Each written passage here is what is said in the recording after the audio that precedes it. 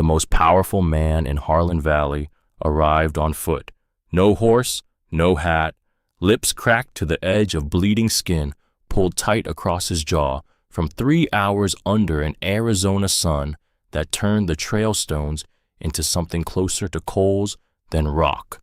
August Harlan, 59 years old, 4,000 acres, the name carved into the founding deed of this valley, before there was a town to put a name on, stood at the base of the North Ridge Path and looked up at what should not have existed. Green, dense, ordered, impossible green against the gray rock face, a garden where a graveyard was supposed to be. He started climbing. He had not been up this trail in 7 years, not once. There had been no reason. He had sent a woman up here to fail, and men like August Harlan did not revisit the sites of other people's failures, except that the site of her failure had become the only living thing in 100 square miles of dying, and his youngest boy had pointed at it 3 days ago from the fence line of a cattle pen that now held 20 animals instead of 400, and said the thing that August had been refusing to think since May. He kept climbing. The path was real. That was the first thing that surprised him, though he would not have admitted surprise to anyone. Not a worn trail, not a suggestion of passage, a maintained path, cleared of loose rock with flat stones placed at intervals where the grade steepened. Someone had built this. Someone had spent hours on this, on a hillside, that the whole of Harlan Crossing had agreed without formal discussion, but with the comfortable certainty of people who have never been contradicted, was worthless. He did not let himself think about what that meant. Not yet. He reached the door, blue painted blue, a color with no practical justification on the face of a desert ridge, and raised his fist to knock. He hesitated. Behind that door was Ren Calloway, and August Harlan had not spoken to Ren Calloway since the morning he stood in the center of the house she had built with his brother's hands and told her she had 7 days to clear out what was hers. He knocked. 12 years before August knocked on that door, his brother Seth came home from a winter spent working fence line in the Eastern Territory with a woman he had met at a trading post outside Tombstone. Seth introduced her the way he introduced most things he cared about, without ceremony, without asking permission, with the quiet certainty of a man who had long ago stopped seeking approval from people whose approval cost too much to earn. Her name was Wren Hartwell then. Dark hair, dark eyes, hands already calloused from work that had nothing to do with leisure. She was 20 years old, and she looked at Seth the way that people look at things they intend to keep.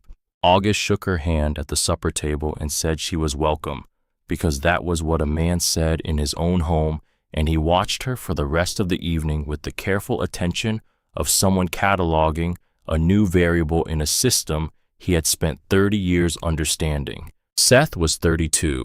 Seth was the second son, the one who had grown up understanding that the Harlan name and the Harlan land and the Harlan cattle would pass through August, not through him. Their father had made this clear, not cruelly, but structurally, the way a riverbed makes clear which direction water will flow, not by announcement but by the simple shape of the terrain. Seth had accepted this with a quietness that August had always read as resignation, and that was, in fact, something else entirely, though August would not understand what until it was far too late to matter. Seth was free of the weight of 4,000 acres pressing on every decision from sunup to dark, free of the obligation to be seen, to be respected, to hold the valley's idea of who a Harlan man was supposed to be, free to spend his evenings the way their grandfather, Old Walt, had spent his, talking about the land not as a possession to defend, but as a system to understand, with the patient curiosity of someone who found the world genuinely interesting rather than perpetually threatening. Old Walt Harlan had come to this valley from the dry country further south land that most men in 1851 looked at and saw nothing. He had known things about water and stone and the relationship between them that the valley's farmers and ranchers sitting beside 3 rivers they had never had to work for had no reason to learn. He taught these things to Seth the way he taught everything, not as lessons, not as formal instruction, but as conversation, as the natural expression of a man who found something beautiful and could not keep it entirely to himself. Seth taught them to Ren. On evenings when the fire burned low and the valley outside went quiet and cold, Seth would talk, and Ren would listen with the particular quality of attention that Seth had never found in anyone else, not passive, not polite, but genuinely hungry, the attention of someone storing information against a future need she could not yet name. He talked about the way water moved under rock, following fractures in the stone that no one could see from the surface. He talked about roots, which plants sent them deep, pulling moisture from 30 feet down, and which spread shallow, drinking fast and leaving nothing behind.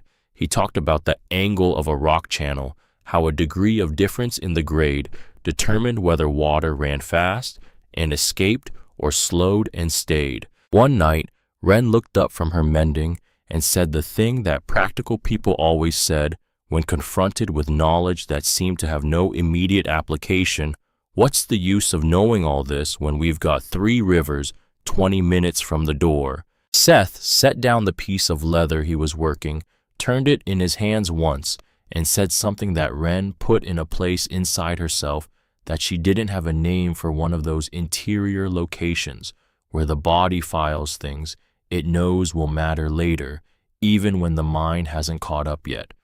Rivers run high and make people careless. Day one goes dry. The person who knows how to find water survives. Person who just waited for it to come back doesn't. Ren did not forget this. She had the kind of memory that does not forget things that have weight. They built their house in the first year. Adobe construction, the way the old-timers built before lumber, was easy to come by in this part of Arizona territory. Thick walls that held the cool in summer and the heat in winter, imperfect, real, expanded room by room as they saved enough for more material. Seth's hands knew the work. Ren's learned it. By the second year, they had 4 rooms and a kitchen garden and a small barn that leaned slightly east in a way that bothered Seth more than it bothered Ren. In the third year, they lost a daughter. She lived 3 days. She had no name yet. They had been waiting the way people wait when they are afraid to attach something that might be taken.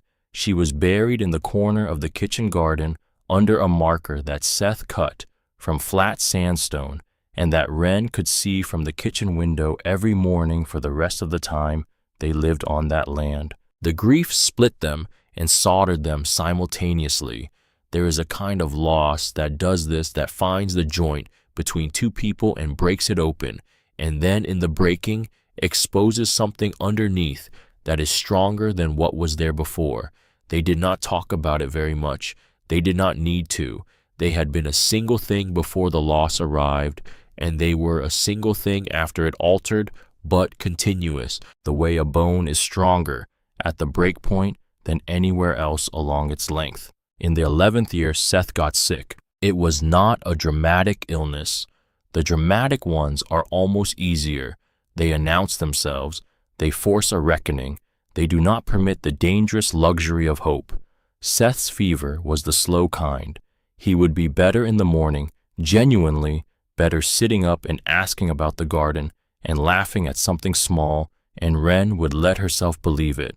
By afternoon, the fever climbed again, higher than the day before, and the belief she had permitted herself in the morning became a weight she had to carry through the evening.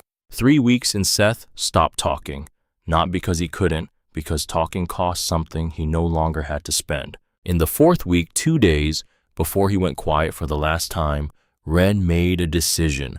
She rode to the Harlan main house 4 miles early morning before the heat made the ride punishing, and asked for August. When he came to the door, she told him she needed the use of a fast horse.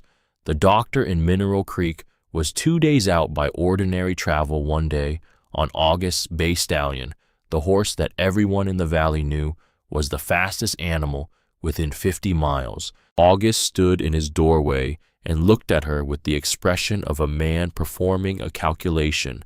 "That horse does a 2-day trip in one, he comes back lame," August said, Could be weeks before he's useful again. Ren told him Seth had been running fever for 3 weeks and it was moving the wrong direction.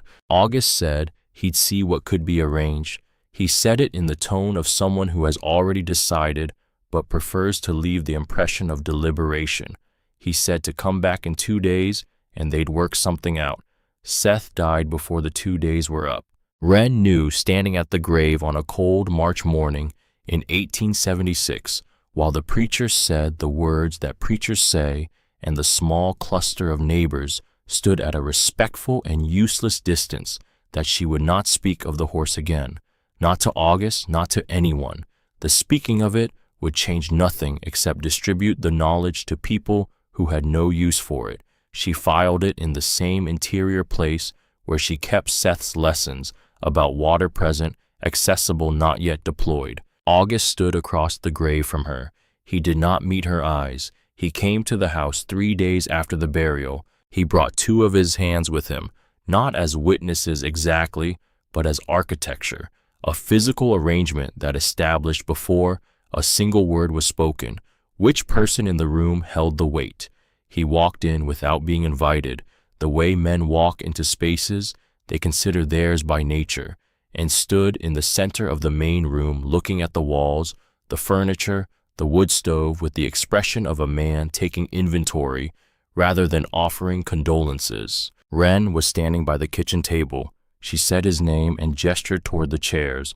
August said he wouldn't be long. He laid it out plainly, which was the one courtesy he extended to her. The land had stood in Harlan, family name since old Walt filed the original claim in 1851. Seth had never separated. A parcel, never filed for his own deed, never done the paperwork that would have transferred any portion of it out of the family and into a marriage. Legally, as of the moment Seth Calloway drew his last breath, Ren Calloway had no claim on the house. She had built the garden she had planted, the barn that leaned east, or the ground that held her daughter's marker. I have 12 years of work in this land, Ren said. Work isn't a document, August told her. I have a child buried in that garden. The room went quiet in the way rooms go quiet when something true has been said that no one has a ready answer for. August looked at the floor for a moment. His jaw moved slightly, the way a jaw moves when a man is deciding something. Then, you've got 7 days. Take what's yours, clothing, tools you bought, personal property. The house and land stay. Ren looked at him for a long time. August was a man accustomed to being looked at. He ran 4,000 acres and a dozen hired hands and commanded the particular kind of respect that comes to men in small communities who hold the most land and make the most decisions. He was not accustomed to being looked at the way Ren looked at him in that moment, which was without fear or supplication, without the softening that most people unconsciously applied when speaking to August Harlan. Where do I go, she said. Not a question exactly, more like a statement that required his participation to become complete. August made a gesture, a slight movement of one hand toward the general world outside the way you might indicate that a solution exists without specifying what it is. There's a parcel up on the North Ridge that nobody's claimed. Half-acre never been recorded against any deed. You want it? I'll sign it over legal. He paused. It's what there is. Everyone in Harlan Crossing knew the North Ridge parcel. Half an acre of exposed caliche rock, no river access, no flat ground, worth calling flat, with a grade that made cultivation nearly impossible, and an abandoned well that some man had started digging decades ago and given up on when he hit a shelf of stone so hard his drill bit had bounced back at him. Nobody had ever claimed it because nobody had ever wanted it. It was the least valuable piece of ground in the valley, selected with precision by a man who knew land values the way other men knew the Bible, completely and practically, and with an eye toward his own advantage. August knew exactly what he was offering. Ren knew exactly what was being offered. She said yes, not because she had no options. Her sister lived 3 counties east and had made clear on 2 separate occasions that Ren was welcome to come to stay as long as needed to rebuild from that distance if rebuilding was what was called for. It was an honest offer from someone who meant it. Wren could have taken it. No one would have called her wrong for taking it. Something stopped her. Not stubbornness, she would think about this many times in the years that followed, turning the decision over to examine it, and stubbornness was never the right word for what she had felt in that moment. It was closer to certainty, a certainty that arrived without announcing its source, the way certainty sometimes does not, as a conclusion reached by reasoning, but as a fact. The body knows before the mind has worked out the proof. Stay in the valley. Look at the land before you decide what it is. She said yes, and she meant it, and she started making a mental list of what she needed to pack before August had finished his sentence. She moved to the North Ridge on a Tuesday in late June of 1876, hired a neighbor's mule for the day, and loaded it with what the law allowed her to claim: clothing, a cast iron pan, seed packets she had purchased herself at the mercantile the previous spring, Seth's tools, the ones she had bought him the Christmas before he got sick, which were documented in the mercantile ledger under her name because Seth had been away that week, a notebook with cardboard covers that she had been writing in since the second year of their marriage, a good wool blanket, 2 books. She returned the mule that afternoon. 3 people watched her pass through the main street of Harlan Crossing on her way out. Tom Briggs the butcher said to no one in particular that she'd gone up there to die among the rocks. Josephine Wells, the mayor's wife, said something about grief, taking people in strange directions, and then went back inside. Pearl Harlan August's 10-year-old daughter, standing outside the general store with a stick she'd been using to scratch patterns in the dirt, watched Wren pass with open, uncomplicated curiosity, and then said, in the direct and slightly devastating way of children, "Is it true you're going to live in that hole up there?" Wren paused. "I'm going to live in a house," she said. "Small right now, but a house." Pearl considered this with the seriousness it deserved. "Papa says you'll have to come back down when winter comes." "Your papa hasn't been up to see my house," Wren said, without sharpness, without softness, as a simple statement of fact. "Tell him he's welcome any time he wants to look." Pearl didn't answer. She went back to her stick and her dirt patterns. Wren kept walking. The structure she found at the top of the North Ridge path had once been the beginning of something. 4 walls of rough stacked stone, no mortar, no roof, abandoned at shoulder height by whoever had decided the land wasn't worth the effort. A floor of packed dirt with one corner of exposed rock shelf where the ground refused to yield. The abandoned well was 20 feet to the south, a hole 4 feet across and perhaps 15 feet deep. According to the stone she dropped in and the pause before it hit bottom, with a shelf of pale caliche rock visible about 8 feet down, dense and smooth and exactly as unyielding as everyone had said. Wren set her things inside the walls and sat on the stone shelf and looked at the well for a long time. Then she turned and looked south down the slope toward the valley. From up here, the geometry of the place reorganized itself entirely. From down there, the valley was simply where life happened. The rivers, the flat grasslands, the town with its grid of streets, the ranches spreading out in each direction, all of it feeling solid and inevitable, the natural order of things. From up here, it was different. From up here, you could see all 3 rivers as single threads in a larger system, could trace the way water moved from the high country down through the canyon, breaks into the valley floor, could see the whole watershed as a shape rather than a series of separate facts. What Wren saw, what she could not stop seeing once she had seen it, was what happened to the rain. When it rained hard and the high country water came off the North Ridge in sheets fast and purposeful, following the grade of the slope, with no hesitation crossing the parcel she now owned, and continuing down into the valley where it joined the rivers or disappeared into the flat ground and was absorbed without a trace. Every drop that fell on this ridge and ran off this ridge was water that passed through her land on its way to somewhere else.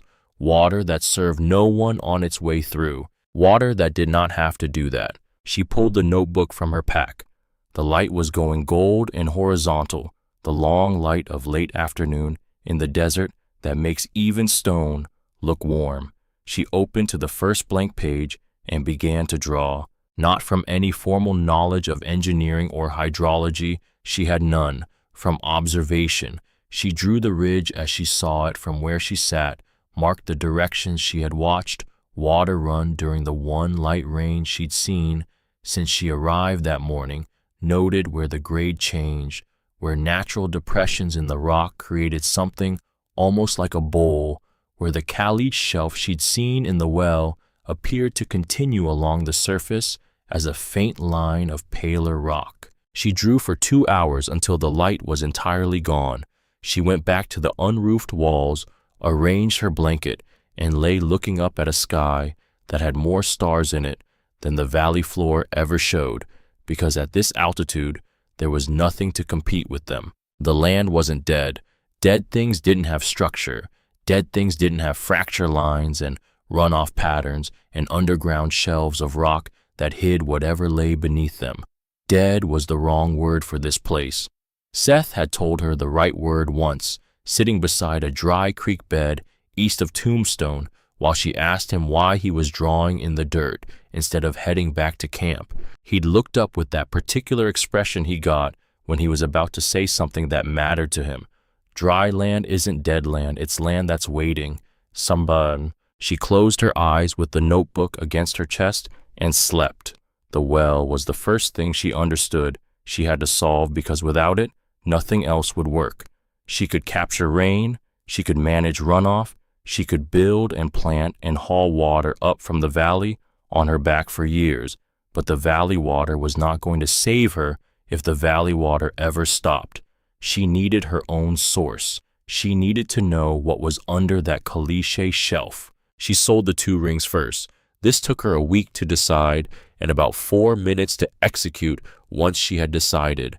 The wedding ring was obvious. It represented a life that had ended, and Wren was not sentimental about objects in ways that cost her forward motion. The second ring was harder. Her mother had worn it since before Wren was born, a simple silver band with a small turquoise stone that her father had brought back from a trading trip before the marriage. And when her mother died, it had gone to Wren as the older daughter, with the understanding that it meant something. It meant something. Wren wore it until the morning she walked down to the Harlan Crossing Mercantile and asked what it was worth. What she got in exchange: a steel-headed pickaxe, a pry bar, a proper shovel with a hickory handle, and a burlap sack of mixed seed agave, starts prickly pear pads for planting, dried buckwheat, and a variety of desert grasses, whose roots the seed merchant told her, without much interest, went down 20 feet in search of moisture and didn't quit until they found it. She was not expecting to eat any of this in the first year. She was not planting for food. She was planting to break stone slowly, invisibly, over years, root by root, creating the microscopic channels in the caliche that water needed to find its way through rather than off. She built the roof first because without a roof, she was sleeping under stars. In Arizona territory, starry nights are beautiful until they aren't. Branches cut from the juniper thickets on the ridge above her parcel laid thick across the wall tops, packed with a clay and grass mixture. She worked by hand until her palms were blistered and then calloused over the blisters. The roof leaked in the corners when rain came directly from the north, which she noted and accepted and planned to fix when she had time, which was not yet. Then she started on the well. 15 feet down, the previous excavator had stopped when his tools met the caliche shelf. The shelf was real. Wren hit it on her second day with the pickaxe and felt the impact travel up through her wrists and into her elbows in a way that made it clear this was not going to give easily. She switched to the pry bar, working along the face of the stone, looking for a fracture, a seam, any place where the formation was less than uniformly resistant. She found one eventually, 3 inches of relative softness in the otherwise indifferent face. She worked it for 4 hours before the caliche gave her another inch. She was learning the vocabulary of the stone the only way the stone permitted it to be learned slowly, with sustained attention, without shortcuts. 30 centimeters on a good day. Nothing on the days when the shelf simply refused. Harlan Crossing watched her come and go at the intervals her supply runs required every 2 weeks, sometimes 3, down the path and through the main street to the mercantile, flour and salt and dried beans, and occasionally a small cut of salt pork, paying exactly what was owed, saying what needed to be said, and no more. She could feel the town's attention on her, the way you feel weather coming, a pressure, a texture in the air, not hostile exactly, but not warm. She was the confirmation of something most of them already believed, that grief made people strange, that leaving the reasonable path led to exactly the kind of places the unreasonable path led, and that the best thing you could say about a decision like hers was that at least it wasn't their problem. The widow's gone peculiar was the version she heard most often, through the mercantile walls or rounding a corner, or in the half-second before a conversation adjusted itself for her presence. She heard it, she filed it, she went home. It was on one of these supply runs in the early fall of her first year on the ridge that Pearl found her again. The girl was outside the general store, not scratching patterns this time, but reading a school book held with both hands, lips moving slightly. She looked up when Wren came around the corner, and the recognition was immediate and uncomplicated. Children are honest about recognition in ways adults learn to obscure. "Did you fix the roof?" Pearl asked. "Mostly." "Papa still hasn't gone up," Pearl offered, with the particular tone of a child reporting a fact she suspects is embarrassing to the adult it concerns. "I know. He's busy." Wren shifted her supply sack to the other shoulder. "You read much?" Pearl held up the school book. "Arithmetic. I like history better." She paused. "What do you do up there all day?" Wren considered the question the way she considered most things, directly, without performing either more or less than what was true. "Build, dig, plant. Watch where the water goes when it rains." She looked at the girl. "It's interesting work." Pearl absorbed this. "Our teacher says that land up there can't grow anything." "Your teachers never tried to grow anything up there," Wren said. "That's a different thing from the land being unable." Pearl seemed to be weighing this distinction carefully, the way children weigh things when they suspect the adult is telling them something that applies beyond its surface. Then the store door opened, and a ranch hand came out looking for something, and the conversation broke off, the way conversations do when the world interrupts them. Wren nodded to Pearl and continued to the mercantile. August never came up the trail. The second autumn arrived with a mercy that the first had not offered.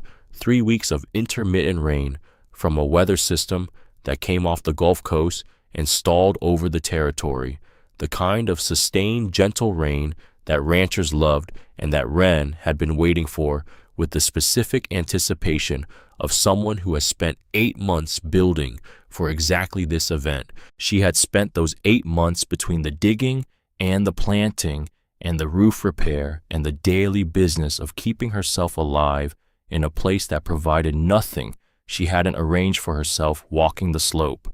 Every time it rained lightly, she walked the ridge with her notebook and mapped what she saw, where the water moved, how fast, where it paused, where the natural rock formations created something almost like redirection before the gradient reasserted itself. She looked at the slope the way Seth had taught her to look at things, not for what they were doing, but for what they would do if you introduced a single well-placed constraint. She built the diversion walls by hand, stone by stone, in the hours when the soil was too hard for digging and the light was right for close work. Not tall, 30 to 40 centimeters, most of them barely knee-height. Not imposing. The geometry was everything, each wall placed at a specific angle to the water's natural path, not to stop it, but to deflect it, to introduce a slight curve into its trajectory that would slow it, redirect it, set it on a route that ended after a series of these small corrections at the mouth of the well. It was engineering with no instruments, no formula, no engineering education. It was observation converted to stone. Seth would have found it interesting. She thought that while she worked, thought it without grief, mostly the way you think of someone who has become part of the structure of your thinking rather than a presence you are still missing. When the sustained autumn rain came, Wren climbed to the highest point of the ridge and stood in it and watched. The water came off the high rock above her property, the way it always did, fast, purposeful, indifferent to her plans. It reached the first wall. It did not go through it or over it. It turned. The angle was right. The water moved along the face of the stone in the direction the stone indicated and reached the second wall, where it turned again, slower now, the grade working in her favor, the water spending energy on distance rather than descent. 40 minutes after the rain began in earnest, she heard something she had not heard in the 15 feet of the open well shaft below her. Water, not much, a thread, a beginning, but water falling on wet earth, which meant the earth below the first diversion point was wet, which meant her walls were working. Wren sat down on the edge of the ridge in the rain and let out a breath that seemed to have been held somewhere inside her since the morning she had stood at Seth's grave and understood she was alone. Not a sound of triumph quieter than that. The sound of something that has been under pressure for a long time, releasing.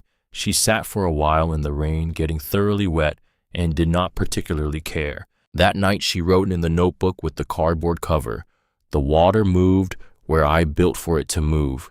He was right about everything. 3 days after that entry, she found something she had not expected and had not known to look for. She was working the south face of the caliche shelf in the well.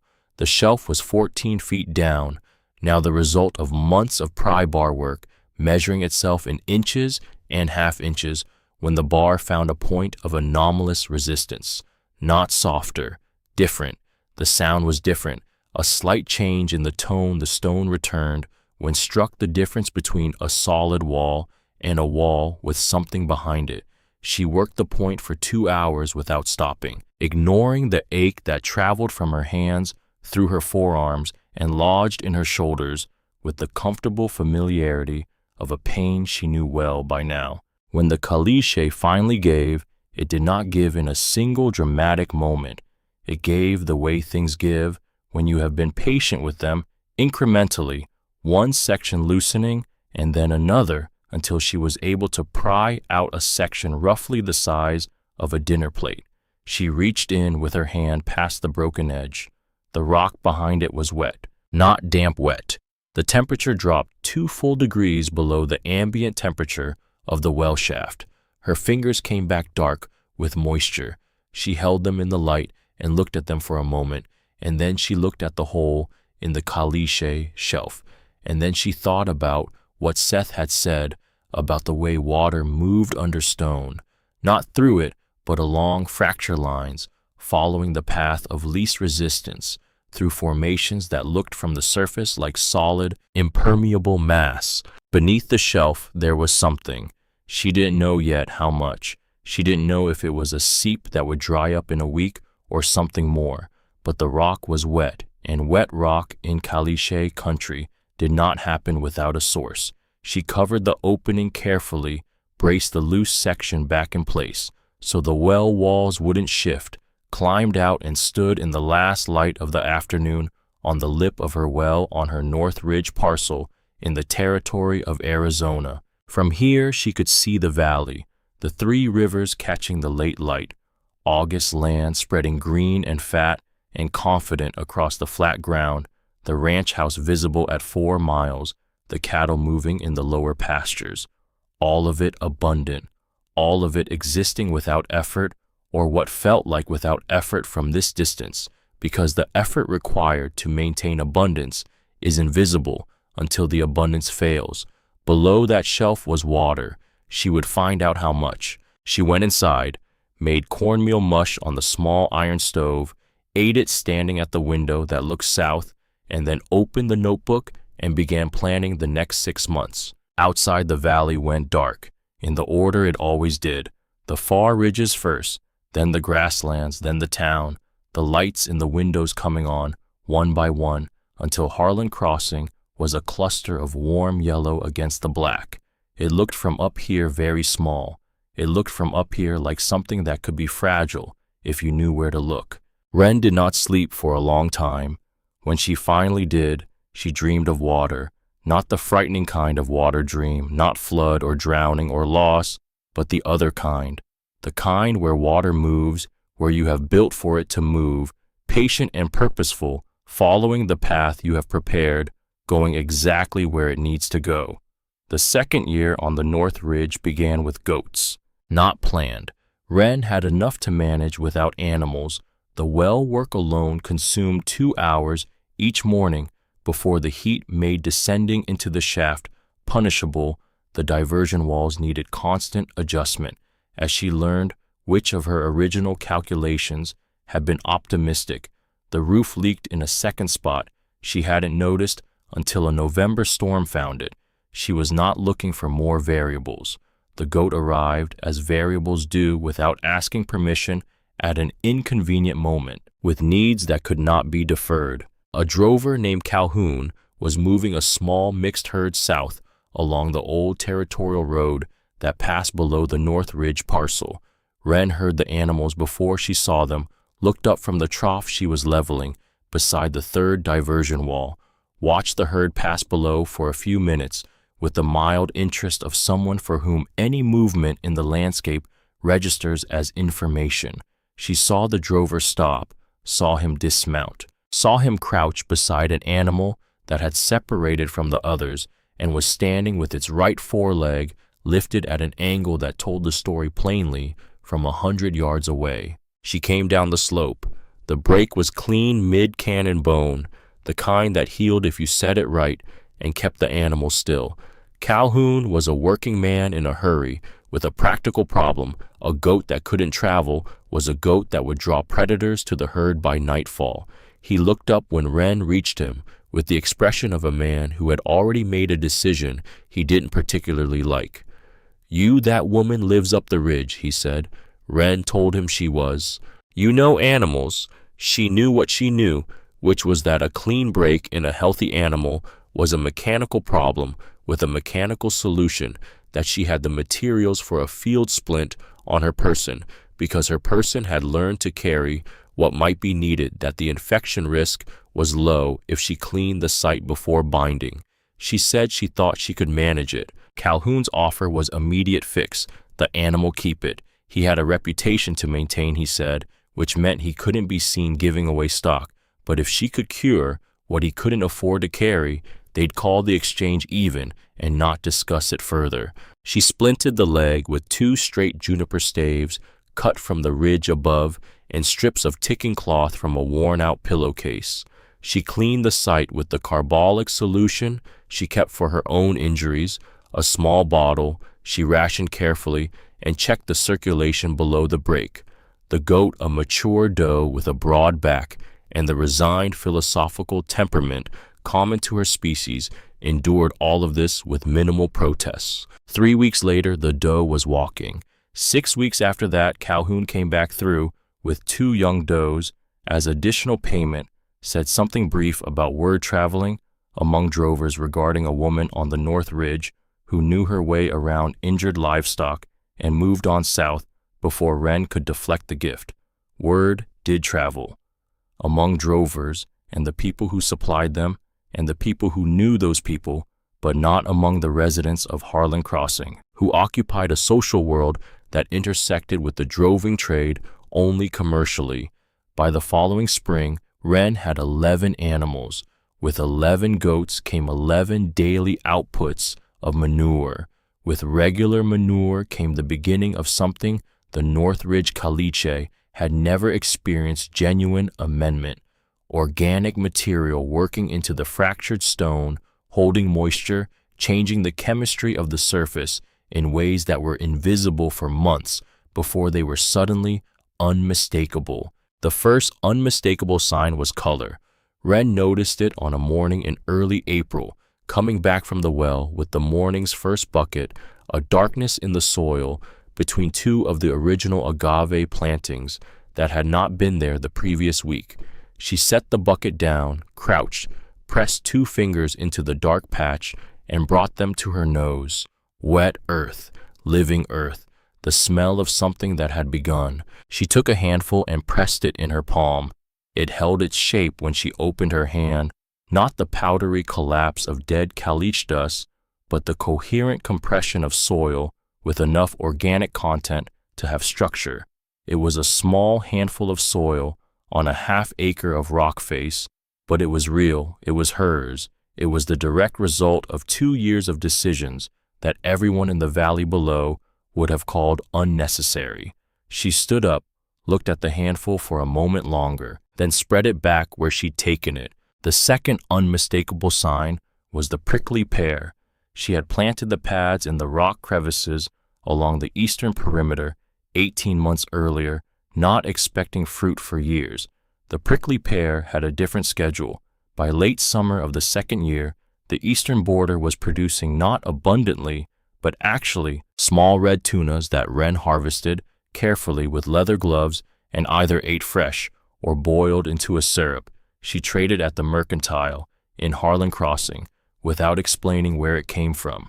The mercantile owner, a practical man named Gideon, who asked few questions when the product was good, put it on the shelf and sold it to people who had never heard of the North Ridge and would not have connected the two if they had. Women in town sent requests for her herbs through the children who came up the path.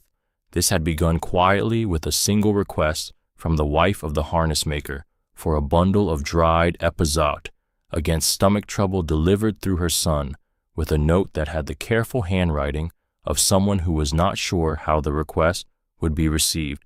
Ren filled it, sent it back with the boy, took no money because none was offered, and she wasn't going to ask. Word of this also traveled through the women's networks that ran parallel to the visible social structure of Harlan Crossing and were considerably more efficient. By the end of the second year, Ren had a small but steady trade in dried medicinals that supplemented the goat's milk, the prickly pear syrup, and the cornmeal she grew on the first rough terraces she had cut into the south-facing slope. The terraces were the hardest physical work she had done on the ridge, which was a meaningful statement given the competition.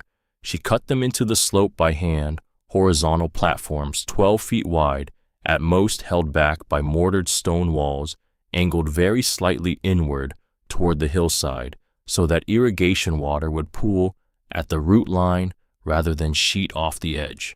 She built 8 in the first season of terrace work. They were small. The first year, she planted corn in 5 of them, a heritage variety she had found at a trading post in the western part of the territory after asking 3 merchants whether anyone still carried seed corn with deep root habit, the kind bred for dry country, rather than the high-yield, shallow-root varieties that did well in irrigated flat ground. The merchant who finally produced it from the back of his inventory shrugged when she asked about it. Old-timers called it ridge corn. Nobody around here grows it. Got plenty of water. Habadi bao. Half of what she planted didn't germinate.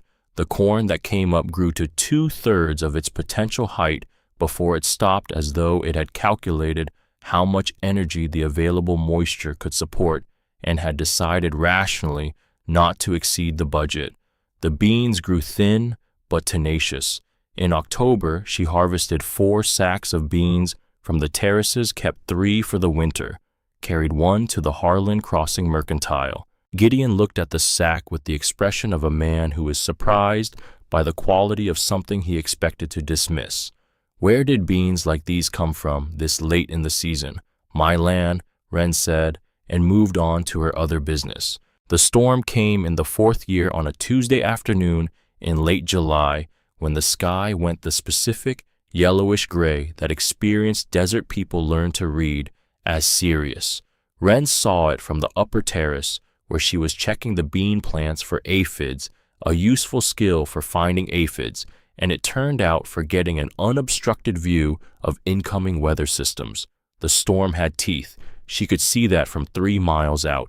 She checked the diversion walls, confirmed the well cover was in place, moved the goats into the lower shelter she'd built against the east wall of the house, put her tools inside. The rain came with hail mixed into it, the marble-sized kind that didn't accumulate but hit with enough force to strip tender growth from stems and compact loose soil into something resembling fired clay. It lasted 90 minutes. When it was over, Wren came out and stood in the mud and looked at what had happened. 2 of the 8 terrace walls had failed at the base.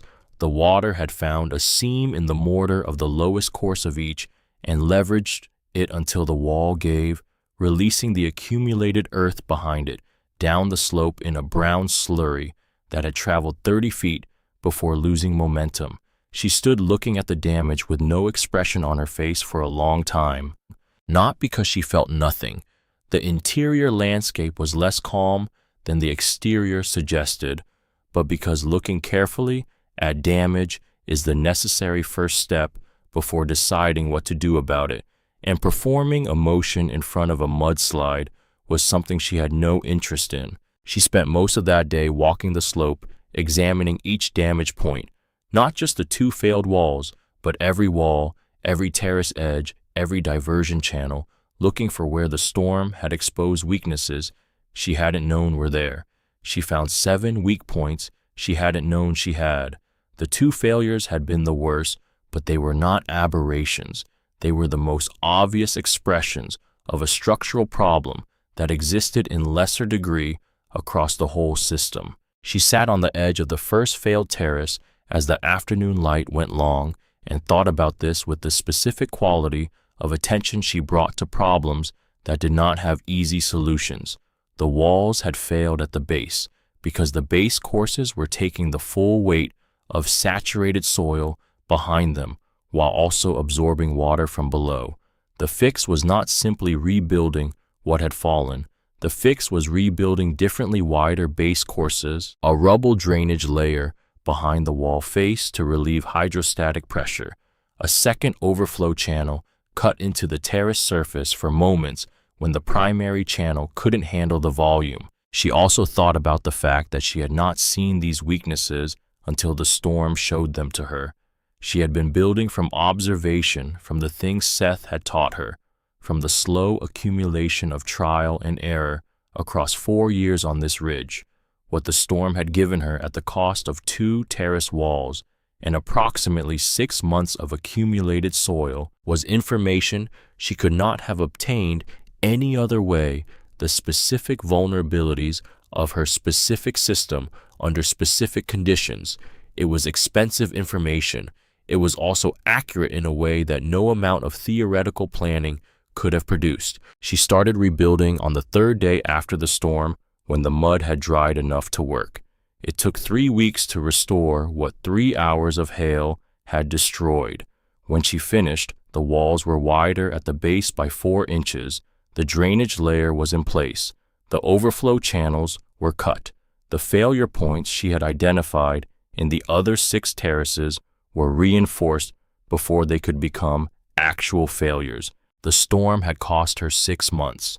The rebuilt walls were stronger than the originals by a margin she would never be able to calculate precisely, but that she understood in the way you understand something you have built with your body rather than your mind. The storm had taught her where the design was wrong.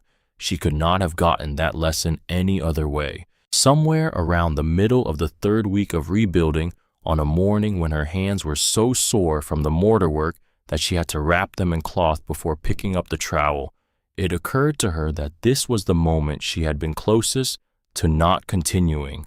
Not during the first winter, when the cold was brutal and the work was relentless, and the loneliness of building something no one else could see was a physical pressure she carried in her chest. Not during the 2nd year, when the terrace corn grew to 2/3 height and stopped and she had to choose between being discouraged by what she had not managed to produce and being instructed by it. This moment standing in the mud, looking at two collapsed walls representing months of work, was the moment she had most clearly felt the pull of the alternative, the sister 3 counties east, the offer that remained open, the reasonable path. She had picked up the trowel, that was all, not with inspiration, not with certainty that things would improve, not with any particular feeling, except the flat recognition that the walls weren't going to rebuild themselves. She had picked up the trowel because the only thing on the other side of not picking it up was leaving, and she was not leaving. Stubbornness is a word that gets applied to persistence when the person doing the persisting hasn't explained their reasons clearly enough. Wren had reasons. She kept them mostly to herself because the kind of reasons she had were not the sort that translated well into the social vocabulary of Harlan Crossing, where a woman's reasons for doing things were generally expected to be legible within a known framework, and the North Ridge Project was legible within no framework anyone in town was working with. So she kept the reasons in the cardboard-covered notebook and the trowel in her hand and let the wall go up course by course until it was done. It was in the 5th year that she found the tin box. She was working the caliche shelf in the well, the shelf she had been working in intervals for 4 years now, expanding the breach she had made in the second autumn following the wet seam that the breach had exposed. The seam had proven to be real, persistent, and tantalizing, always present, never yet yielding the volume of water that would make the well functional as a primary source. She had followed it laterally for 3 feet in each direction, feeling the temperature change that told her the moisture was moving rather than static, coming from somewhere, rather than simply being trapped. Somewhere was the word she turned over in her mind on the morning she descended into the shaft. There was somewhere below the shelf that the water was coming from if she could get to it. On a September morning in the 5th year, she was working a section of the shaft wall below the original caliche breach when her pry bar found an anomaly that was not the stone she expected. She cleared the loose material around it by hand, carefully, the way you clear around something when you don't yet know what you have. What emerged was a tin box, roughly 8 inches by 6, sealed with a hasp that had rusted to the point of being ornamental. It opened without resistance when she pulled. Inside a folded piece of oilcloth that had once wrapped something but now wrapped only itself, a stub of lead pencil, 3 matches that had not survived the years in any usable condition, a piece of paper with writing on it that the moisture had damaged but not destroyed, and beneath all of this, nested in a fold of deteriorated leather, a small hand tool, a specialized auger, bit of the type used for probing rock for water, its tip worn to the shape of sustained use. She climbed out of the well with the box and sat in the morning light to read the paper. The writing was cramped and practical, the handwriting of a man accustomed to writing things down for functional purposes rather than expression measurements, depth calculations, notations about the rock formation encountered at each level. At the bottom of the column of figures, a single line written with more pressure than the rest, as though the writer had needed the certainty of the pen bearing down W.H., September 1851, rock too hard, stopping here, W.H. Walter Harlan, Old Walt, Seth's grandfather, the man who had come to this valley from dry country further south, knowing things about water and stone that no one in the valley had ever had reason to learn. The man who had started this well more than 2 decades before Wren arrived on this ridge, who had encountered the caliche shelf at 8 feet, determined that the resistance was too great for his tools, and had left. Wren held the auger bit in her palm for a long time. It was the same design as the bits Seth had kept in his toolkit, the specialized ones he'd inherited from his grandfather that Wren had not thought to claim when August came to inventory the house, because they'd been hanging on a nail in the barn and she'd been focused on the tools she knew she would use. Old Walt had brought his version of the same tool to this well in 1851. He had gone as far as his tools allowed. He had left believing the rock was the end of the story. He had stopped one layer short of the truth. Seth had told her this, though not about this specific well. He told it as principle, as the kind of thing his grandfather understood that most men didn't. The stone that looks like the end is usually the lid, Seth had said once on an evening when they were talking about the dry creek east of Tombstone. Old Walt always said the water you want is on the other side of the stone you're afraid of. She went back down into the well that afternoon with the knowledge that what she was looking for was not unreachable. She worked the seam for 2 more hours, and then for 2 hours the following morning, and then for 3 weeks, at the rate of whatever time the day permitted, after the goats and the terraces and the diversion walls and the ordinary maintenance of staying alive on a ridge in Arizona territory. In the 3rd week, the stone changed. Not suddenly. The caliche didn't give way in a single moment of cinematic drama. It changed the way things change when you have been working at them long enough, incrementally, and then all at once. One session, the seam was wet and cold, as it had always been. The next session, the section of wall above the seam felt subtly different under the pry bar, not looser, exactly, but less unified, as though the material had decided something. On the 3rd session, a piece of the shelf roughly the size of a wash basin separated cleanly from the face when she applied the bar with 30 degrees more leverage than usual. Behind it was not more stone. Behind it was earth, dark, dense, cold to the touch, in the way of things that have not been warm in a very long time. She pressed her fingers into it, and they came back black and wet moisture that was not the captured residue of her own diversion walls, but something with a different temperature, signature, something that had traveled. She worked for another hour, carefully widening the opening without destabilizing the walls above. The wet earth extended back further than she could reach. Below the wet earth, in the light of the candle she'd wedged into the shaft wall above her, she could see a gleam that was not rock. Water, moving water, infinitesimally slow, following a fracture plane through the formation in the way Seth had described on a dozen evenings she hadn't known she was memorizing. Not a river, not a reservoir.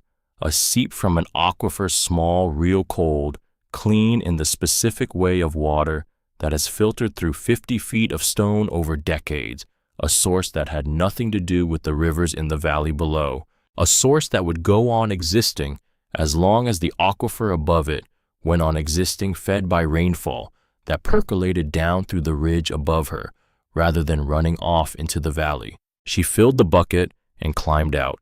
She stood at the well's edge in the early afternoon of a September day in 1881, 5 years after August Harlan had stood in the house she'd built and told her she had 7 days, and she drank the bucket empty, standing in the sun with her eyes closed. The water was cold. It tasted like stone and depth and time. It tasted like being right about something that had cost a great deal to be right about. She understood standing there what she had actually done. The diversion walls she had built across the slope for 5 years, the walls that caught rain and slowed it and directed it, were not simply collecting surface water for the well. They were doing something more consequential. They were changing where the water went after it stopped being visible. Water that had previously sheeted off the north ridge and run down into the valley was now, because of her walls and her terraces, slowing enough to percolate, entering the soil, moving through the fractured stone above the aquifer's fracture plane, recharging it. Her system, built from the outside in, had connected to old Walt's unfinished work from the inside out. The water she had just drunk was water she had, in some meaningful sense, guided to its location herself. This was not a small thing. This meant that her source was not simply found, it was created. It would continue to be replenished by rainfall for as long as her slope management continued to slow the water rather than shed it. The valley's wells drew from a shallow aquifer fed by the 3 rivers. When the rivers ran high, the valley wells ran clean. The relationship was direct, which meant the vulnerability was also direct. Her well drew from a different plane entirely, fed by a different mechanism, one that would continue to function. She understood with a precision she could feel in her body rather than articulate in words, even in a year when the rivers ran low. She wrote none of this in the notebook that evening. She didn't need to. She already knew it completely. By the end of the 6th year, the North Ridge was not recognizable as the place August Harlan had pointed to 7 years earlier as the site of someone else's failure. 23 terraces now up from the original 8, each one built with the structural knowledge that the storm of the 4th year had forced her to acquire. The terrace walls were wide at the base, drained behind the face overflow, channeled at the surface. They held through 2 additional heavy rains in years 5 and 6 without losing a course of stone. The corn grew to its full height in the 6th year, deep-rooted, slow maturing, requiring nothing she hadn't built the capacity to provide. The bean harvest filled 8 sacks. The prickly pear along the eastern perimeter had expanded without her assistance, the plants themselves doing the work of colonizing adjacent crevices the way plants do when conditions finally allow them to behave like themselves. The goats numbered 44. She knew each one by temperament, which sounds like sentiment, but was purely functional. Animals have individual responses to handling individual tendencies toward or away from difficulty, individual hierarchies within a herd that affect everything from grazing patterns to milk production. Knowing them was practical. It was also, she acknowledged to herself without apology, one of the genuine pleasures of days that were otherwise dense with unpleasant physical labor. The house had 2 full rooms, now a proper roof of fired clay tile she'd purchased from a craftsman 2 towns west after 3 years of saving toward it, a kitchen garden in front with flowers growing alongside the vegetables, marigolds, desert verbena, a wild rose she'd transplanted from a canyon break on the ridge above. She grew the flowers because they were useful for the bees that the herbs needed for pollination, which was true. She also grew them because beauty is not a luxury, the way people who have never been without it tend to assume. Beauty is a form of information, a message the eye sends to the rest of the person that says the world contains more than difficulty. She had learned this in the 4th year during the worst of the storm aftermath, when she had kept a single clay pot of flowering plants on the windowsill through the reconstruction period. She'd kept it alive through weeks when watering it felt like indulgence. It had not been indulgence, it had been necessary. Children came up the path beginning in the spring of the 6th year. They came in 1s and 2s, and then in small groups, the harness maker's sons, the school teacher's nephew, a girl from the east end of town who had apparently heard about the well from her older sister and had decided with the magnificent directness of a 10-year-old to simply come look at it. Wren let them come. She gave them water from the well and whatever was ripe from the terraces, and sometimes a piece of goat cheese she'd been learning to make with variable but improving results. She showed them the diversion channels, explained in plain terms how the geometry worked, let them drop stones into the well, and listen to the echo. They went home wide-eyed with the specific brightness of children who have seen something that contradicts something they thought they knew. Their parents heard the reports with the guarded attention of adults who want to know a thing without acknowledging that they want to know it. Conversations at the mercantile shifted slightly when Wren was present, not warmly exactly, but differently than they had 5 years earlier, with the particular adjustment that happens when a community realizes it has been wrong about something, but hasn't yet decided how to address that publicly. August heard the reports through his daughter, who continued her intermittent visits to the ridge with a persistence that Wren appreciated, even when Pearl's questions were the kind that required careful handling. "Papa says it's just good luck about the water," Pearl said one afternoon in the 6th year, sitting on the terrace wall watching Ren move through the irrigation check with the systematic focus she brought to anything that required pattern recognition. Ren moved the flow gate on the third channel without looking up. Luck is when you find something you weren't looking for. I looked for it for 5 years. She checked the gate's position.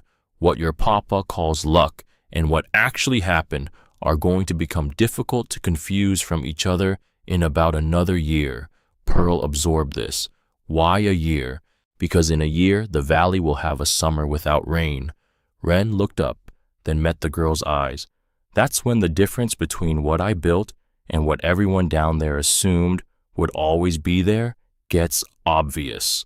Pearl's expression shifted into something Ren recognized, the expression of a person who has just been told something they wish they could dismiss, but can't. How do you know it won't rain? I don't. Ren opened the next gate, but the pattern's been building for 3 seasons. The snowpack was low last winter. The spring came 2 weeks early.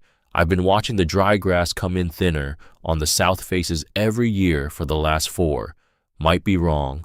She let the sentence sit for a moment. I've been wrong before, not about water. Pearl left that afternoon without her usual extended detour through the goat pen. The information had given her something to carry down the slope that was heavier than she'd brought up with her. August continued not coming. The May that opened 1883 arrived without clouds. Ren noted this in the notebook on the 3rd day of May, when the pattern was clear enough to be worth recording. Sky clear in every direction, the desert floor already beginning its summer color shift.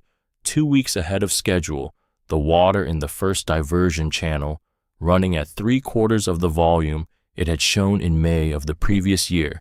She had been watching the indicators for months, the low snowpack in the mountains to the northeast, the early drying of the native grasses on the valley floor, visible from the ridge above, the behavior of the quail which moved earlier and traveled further for water than they had in any of the previous 6 years. She did not know for certain that what was coming was severe. She knew the indicators. She trusted them the way she trusted the things Seth had taught her, not because they were infallible, but because they were based on observation of how systems actually behaved, which was the only basis worth trusting. She began storing water in the first week of May. The 2 large barrels she had purchased in the 5th year and filled from the well each morning until they were at capacity. She built a 3rd storage vessel from mortared stone against the north wall of the house, sealed the interior with a clay wash, filled it slowly over 10 days. She increased the goat herd's access to the well, 2 watering periods per day instead of 1, reasoning that well-hydrated animals would weather scarcity better than animals already running a deficit. She expanded the terrace planting to 3 additional plots in the upper slope, using the seed corn she had been selecting for drought resistance for 3 years, pulling the strongest plants, saving seed from the ones that produced under stress rather than under ideal conditions, systematically changing what she was growing toward what the conditions would require. The seed corn in the 6th terrace row was not the same seed corn she had started with. It was better. It was built for exactly the kind of summer she believed was coming. June arrived and stayed dry. The first river dropped to half its normal level by the end of the month. Ren watched this from the ridge with the expression of someone watching a prediction prove out, not satisfaction exactly because what was proving out was bad for people she knew, but the particular sober attention of someone who has been right about something they had hoped to be wrong about. July. The second river exposed its bed in 3 places. The fish kill reached the valley floor by mid-month, the smell carrying on the afternoon wind up to the north ridge with the unmistakable authority of organic decomposition. In Harlan Crossing, the men who had always handled water allocation through informal agreement were now handling it through formal rotation, enforced by someone standing with a watch at the diversion gate. Conversations that had previously been held in the social register of neighbors discussing shared resources were now being held in the register of men who understood something was running out. August. Harlan spent July sending his hands to other counties for hay. He paid prices that 4 months earlier he would have called insulting. He paid them because he had no choice. And August Harlan paying prices he had no choice about was a new experience for August Harlan, one he was managing with the specific grimness of a man who has built his identity around being the one who sets the terms. Wren came down the path twice in July, once for supplies, once to check on a trade she'd arranged with the harness maker for a piece of tack she needed. Both times the town felt different. Not panicked, Harlan Crossing had not reached panic yet, because panic requires the formal acknowledgement of emergency, which requires admitting that the situation is actually an emergency, which requires giving up the last functional defense against full fear.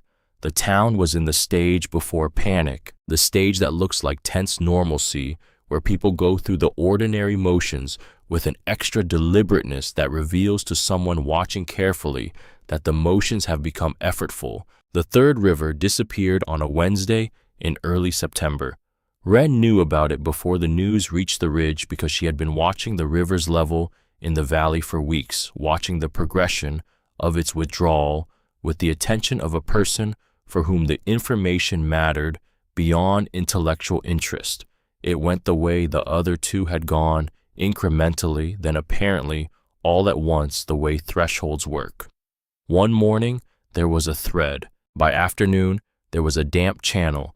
By the following morning, there was nothing but pale, exposed stone where the water had been. In Harlan Crossing, the well at the town square, the oldest and deepest in the community, dropped below the reach of its rope by the second week of September. The harness maker's well went dry on a Tuesday. The bakery well lasted 6 more days. The families who had always had their own water were now lining up at the Harlan Ranch, while the deepest remaining source in the valley, drawing water that was warm and slightly off-color in a way that the October before they would have refused for washing dishes, and that they were now rationing with a precision that had no room for the ordinary tolerances of normal times. 40 cattle dead on the Harlan Range in 3 weeks, then 60. The smell was a fact of life in Harlan Crossing by September. The way temperature is a fact of life, present, unavoidable, something you noted without being able to do anything about. The men who had spoken with confidence about the dry spell passing were still speaking, but the confidence had a different texture now, thinner, maintained with greater effort, unconvincing in the way of things being said to hold off a truth rather than to express one. It was Henry who said it, 9 years old, standing beside his father at the rail fence of the surviving cattle pen on an afternoon when the sun was still an hour from setting but already turning the valley floor, the amber color of drought looking southwest, with the unclouded vision of a child who hasn't yet learned to filter observation through the requirement that it not be inconvenient. "Papa," August turned, "North Ridge is green." August looked. His son was not wrong. At the distance, the ridge was a dark shape against the paler rock of the surrounding terrain, but against that pale rock in the area that corresponded to the parcel he had signed over 7 years earlier to a woman he had expected to fail. Within a season, there was an unmistakable density of color, not faint, not ambiguous, green in the way that things are green when they have access to something everything around them is dying for. August looked at it for a long time. Henry waited with the patience of a child who has said the true thing and is now watching the adult decide what to do with it. Then August went inside. He closed the door behind him. He did not speak at supper. He did not sleep that night, or if he slept, it was the kind of sleep that is indistinguishable from lying very still with your eyes closed, running the same calculation over again, arriving each time at the same result. He had given her that land because it was worthless. He had chosen it specifically because it was the least viable piece of ground in his possession, a parcel so obviously inhospitable that offering it could be framed as generosity while functioning as dismissal. He had known in the clear-eyed way of a man who understood land values completely that he was sending her somewhere to fail. He had been certain of this. He had been wrong in a way that was now visible from his own fence line. Green against gray, impossible to not see. He lay in the dark of the ranch house for a long time, with that knowledge turning it over, the way you turn something over when you're looking for an angle that makes it easier to hold. There wasn't one. In the morning, he got up before the sun, before his hands were awake, before Henry came looking for him. He walked to the stable, stood for a moment, looking at the bay stallion that had stayed in good condition even as the cattle declined, then walked past it. He took his hat from the peg by the door, then put it back. He walked out into the pre-dawn gray of the valley, without a hat, without a horse, and started up the North Ridge path. He had not been up this path in 7 years. It was better maintained than he expected. The stones were placed with intention. Someone had built this and kept it the same way someone had built everything else on this ridge that he was going to have to look at when he reached the top. Built it in the category of things that August Harlan had been completely certain could not be built here. He kept walking. Behind him the valley lay quiet in the early light, the dry riverbeds catching the first pale suggestion of dawn, the town still dark, the cattle pens with their diminished populations and their persistent smell. Ahead of him, the ridge rose into the slightly cooler air of altitude. Above him, already visible against the lightening sky, the shape of what his youngest son had pointed at the evening before. Green, undeniable, his. He reached the door as the sun cleared the eastern ridge. Blue door. He had not expected a blue door. He raised his hand to knock, then paused in the way a man pauses when he understands he is about to cross a threshold that cannot be uncrossed, that the action he is about to take will organize everything that follows around the fact of having taken it. He knocked. Wren was already awake when August knocked. She had been awake since before the sun cleared the eastern ridge, moving through the morning irrigation check with the systematic attention the terraces required in dry conditions, each gate position adjusted for the reduced overnight seepage, each channel inspected for the small collapses that heat expansion caused in the mortar joints. She had heard him on the path 20 minutes before he reached the door. The path carried sound differently in dry weather, the loose stone more vocal underfoot, the absence of insects that would normally provide background noise making footsteps audible from further down the slope. She had known who it was before she saw him because she had been watching the valley for 3 months with the attention of someone reading a document that was updating in real time, and the one arrival she had been expecting, the one variable that had not yet resolved itself, was August Harlan. She opened the door before he knocked a second time. He looked like himself, but altered the same broad frame, the same set to the shoulders that had always communicated a physical expectation of being accommodated, but something in the posture had changed in a way that was not weakness, but was the visible cost of having made a difficult decision and carried it up a long slope on a dry morning without a horse or a hat. His lips were cracked. His eyes held the particular quality of a man who has not slept well in longer than one night. Wren stepped back from the doorway. He came in. He looked at the room the way he had looked at the other house 7 years before, taking it in, cataloging it, but the expression was entirely different. That morning he had looked at a room he was preparing to empty. This morning he looked at a room that had been built without him, maintained, without him, expanded without him by someone he had been certain would not last a season on the ridge.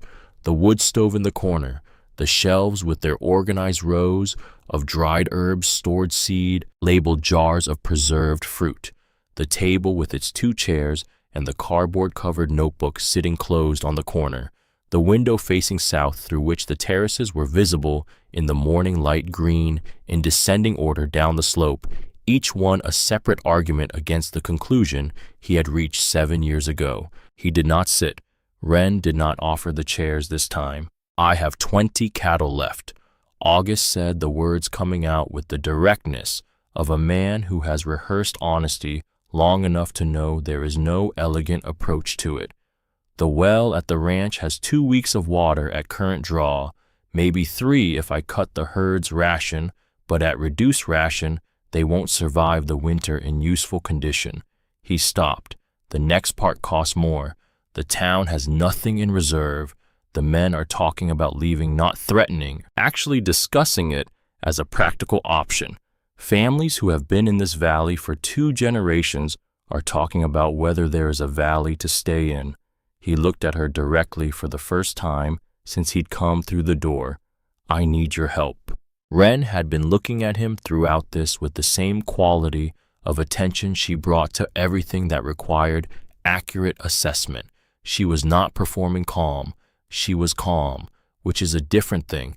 The calm of someone who has already done the work of deciding how she would respond to this moment, not in the last 20 minutes while she heard him coming up the path, but over 7 years of building something on a ridge that everyone, including this man, had been certain was not buildable.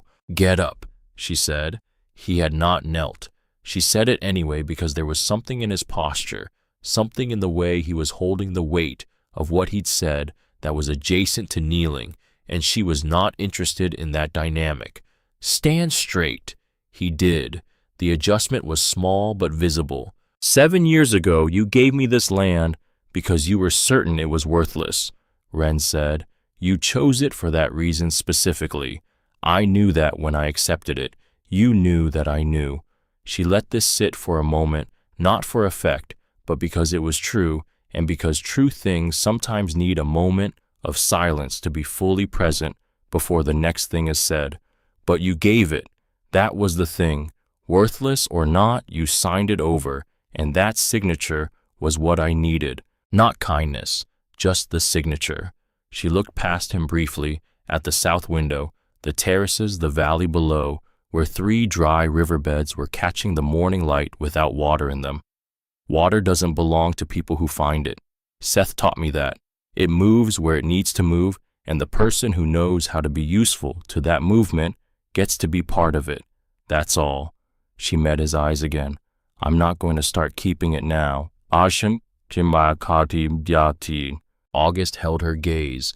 Something in his face moved, not relief exactly, not gratitude in any simple form, but the expression of a man who has been carrying something heavy for long enough that he has stopped noticing the weight and is now noticing it because someone has offered to share it, and the noticing is almost worse than the not noticing because it is finally honest. Bring your hands up tomorrow morning, Ren said, turning back toward the door to indicate the conversation's practical turn. Early, before the heat, I'll show them how to read the fracture lines for a second well site on the ranch property. You've got ground conditions below the south pasture that suggest a perched aquifer. I've been watching the way the volunteer grasses grow there for 2 years. She paused with her hand on the door frame. It's not certain, but it's worth opening up. August said he'd be there. He meant it in the way people mean things when they have burned through every alternative and arrived at the one option that is real. He left the way he had come, down the maintained path, past the diversion walls, past the terraces, visible from the path's switchback section. Ren watched him go from the south window, then went back to the irrigation check she had left when she heard him coming. The decision about the deed was made privately the day before the first formal instruction session and executed without announcement. Ren had known about the recording problem for 11 days before August knocked on her door. A ranch hand named Pruitt, who had worked for the Harlan operation for 6 years, came up the path on a September morning with the specific manner of someone who has information they consider important and are unsure of the reception it will receive. He told her what he knew the deed transfer August had offered 7 years ago had never been filed with the Territorial Land Office. August had signed the paper. Ren had taken the paper. The paper had never been recorded. In the eyes of the Territorial Land System, the North Ridge parcel was still Harlan property. Pruitt expected some response to this alarm calculation the beginning of a strategic reaction. Ren thanked him for telling her, offered him water from the well, sent him back down the slope. She went inside and sat at the table for approximately 10 minutes thinking, with the contained focus she brought to problems that mattered. Then she opened the notebook and wrote down what she needed to do, not what she could do with the information, what she needed to do.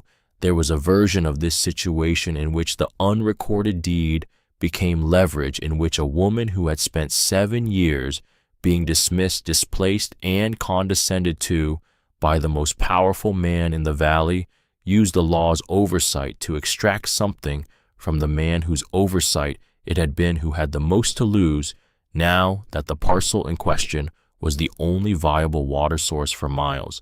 It would have been legal. It would have been by certain frameworks fair. It was not what Ren was going to do for reasons that had nothing to do with forgiveness as a performed virtue and everything to do with who she was after 7 years of building something that required her to be someone very particular. She rode down to Mineral Creek the following morning, arriving when the land office opened, and filed the deed transfer under her own name.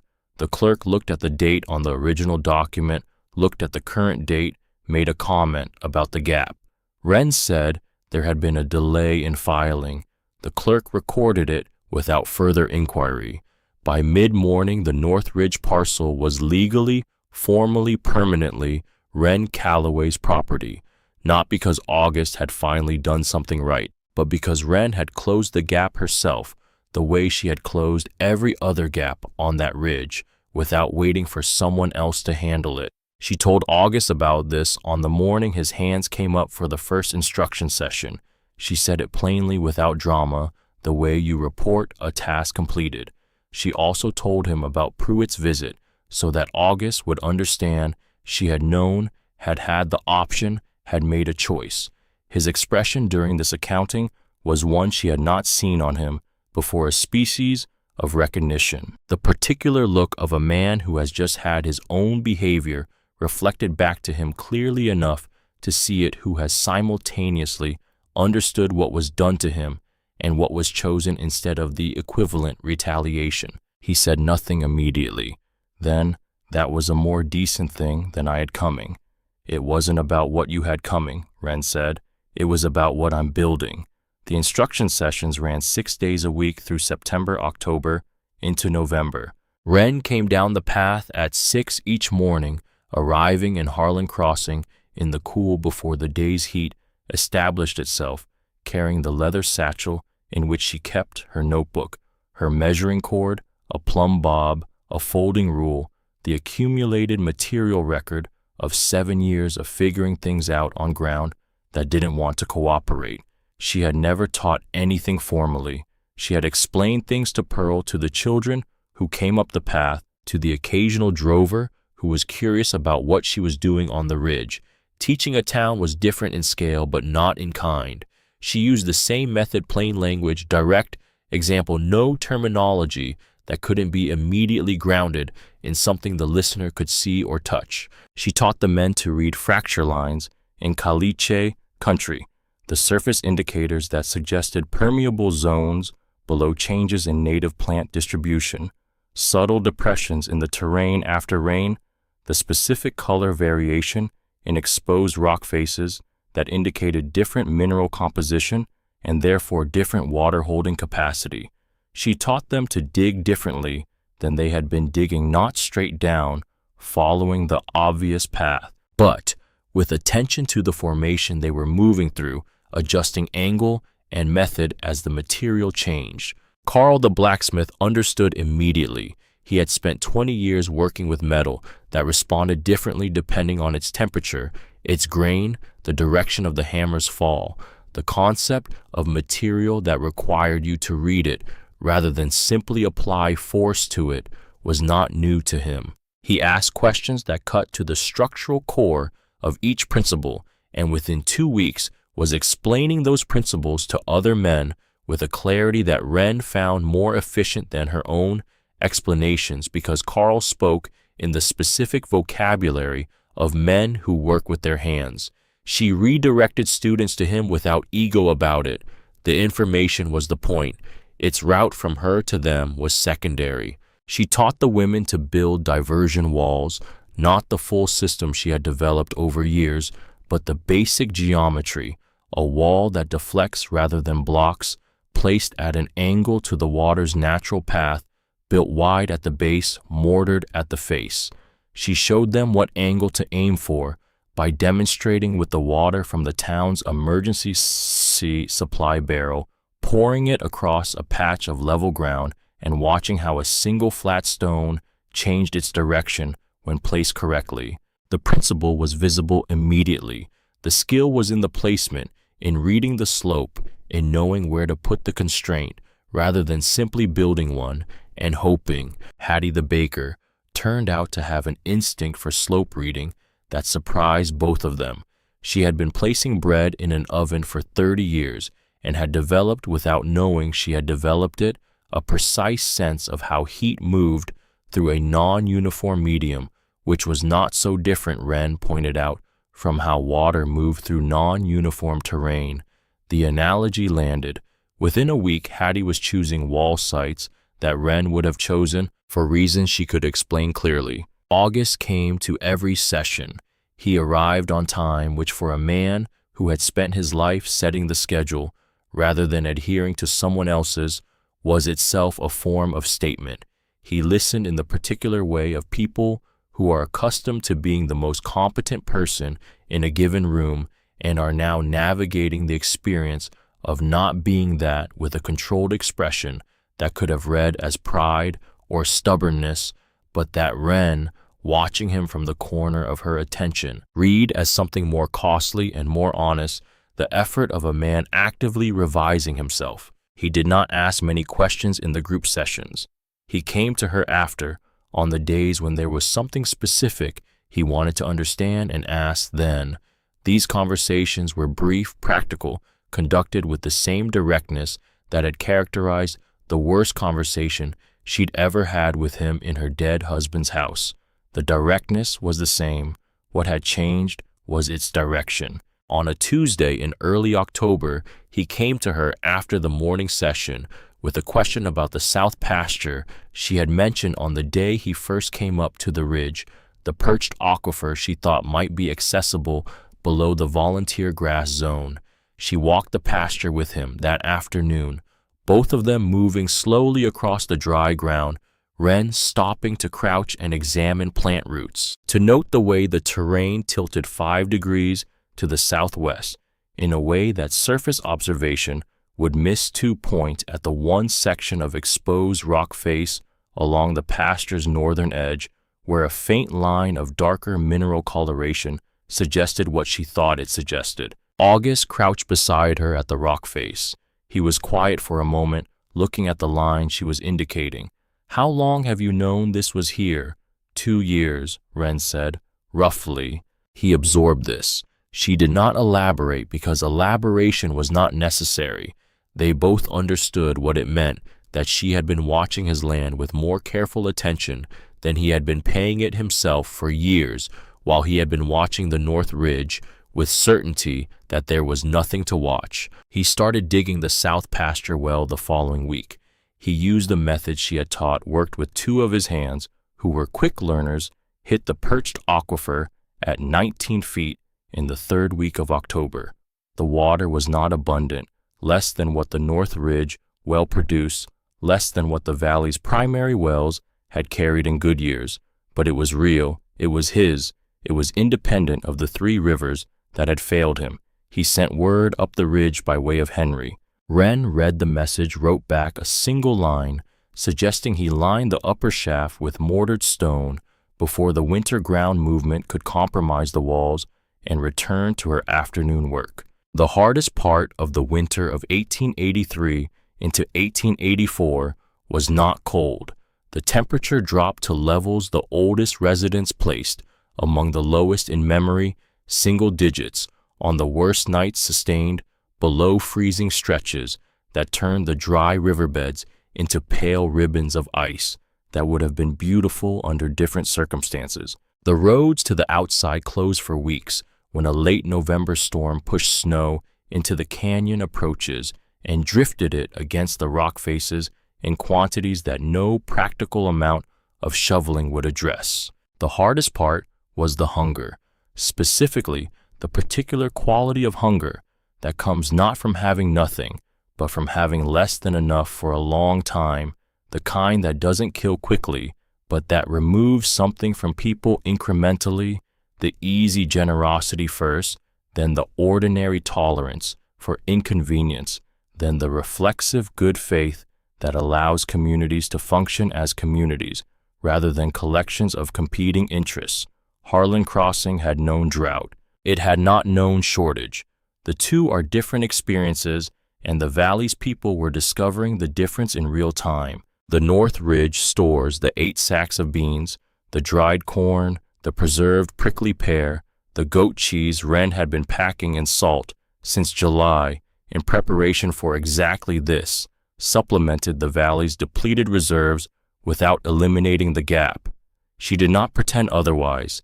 She distributed what she had through the allocation system she had set up when the first families came up the path in September, tracking what went where, making sure the households with children got the caloric priority over the households that had other options. She was matter-of-fact about this accounting, which some people experienced as coldness, and which was simply Wren's method. The situation required clarity, not warmth, because warmth without clarity in a shortage produces the chaos of sentiment rather than the order of care. Pearl came up the path twice in December, once with a practical question from her father about the South Pasture Well's winter maintenance, once without a stated reason, which Wren suspected was the more honest visit. The girl was 16 now. She had been crossing the ground between 12 and grown during the same years Wren had been building the North Ridge, and the person she had become was neither her father's daughter nor someone entirely distinct from her father's daughter. She had his directness without his investment in hierarchy. She had her Uncle Seth's quality of attention, that hunger for things that were real rather than things that were convenient. On her December visit without a stated reason, Pearl sat at the table in Wren's kitchen and drank a mug of the juniper tea that was Wren's own preference, and said after a while, "Papa's different." Wren set down the mug she was filling. "Different how? He doesn't talk the same about the land. He used to talk about it the way he talks about cattle, what it owes him, what it needs to produce, what he's going to do with it." Pearl turned the mug in her hands. "Now he asks it questions. I heard him out there last week just walking the pasture in the morning, stopping and looking at things, like he was listening." She paused. "He never did that before?" Wren thought about this for a moment. "The land doesn't owe anyone anything," she said. "It operates on its own terms. People who understand that do better with it than people who don't eventually." She sat down across from Pearl. "Your grandfather understood it. He got halfway to the water under your North Ridge before he stopped. Your uncle understood it. He just never had the particular circumstances that made the understanding necessary." She looked at the girl. "Your father understands it now. That's not nothing."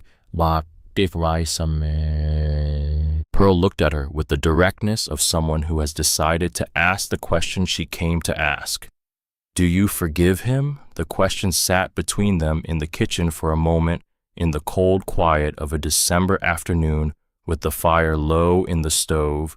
Wren considered it with the same honesty she had brought to everything else across 7 years on this ridge, not performing consideration, not deflecting, actually sitting with the question until she knew what her real answer was. "Forgiveness is a word people use for a feeling," she said finally. "I'm not sure I work that way. What I know is that I'm not angry. I'm not waiting for anything from him. I don't carry the account of what he did the way some people carry accounts, adding interest every year." She looked at the fire. "What I carry is what I built, and that has nothing to do with him, which is the part he's going to have to make his own peace with." She looked back at Pearl. "Is he at peace with it?" Pearl shook her head, not as negation, but as honest uncertainty. "I don't know. I think he's working on it." "That's the right work to be doing," Wren said. March arrived. The way March arrives after a hard winter. Not dramatically, not with the warmth that cold makes you imagine warmth will feel like, but with a gradual and unglamorous thaw that was nonetheless in its unglamorous way exactly what was needed. The snow in the canyon approaches softened, the roads reopened. The supply wagons that had been unable to reach Harlan Crossing for 6 weeks came through with freight that people received with the particular gratitude of people who had spent 2 months getting by on less than they wanted and more than they needed. On a morning in the 3rd week of March, Wren came down the path at her usual hour for what she expected would be one of the final formal instruction sessions before the valley was settled enough in the new methods to continue without her daily presence. She was crossing the dry riverbed on the south side of town when she saw something that made her stop. 3 men were working on the bank. Not at her direction, no instruction session was scheduled. No one had told them to do this. They were building a diversion wall with flat stones they had carried from the riverbed itself using the placement geometry she had taught, working with the focus of people who understand what they are doing rather than people performing compliance with someone else's instruction. One of them noticed her and raised a hand in acknowledgement. She raised hers in return. She stood for a moment, watching them work the angle of the first course, the base width, the manner in which the second man was reading the bank's grade before placing each stone, and then she continued into town. She did not go back to check on the wall later. She did not need to. She had seen enough to know it would be right. April came with rain. This is the thing that needs to be said plainly, without overlay of miracle or metaphor.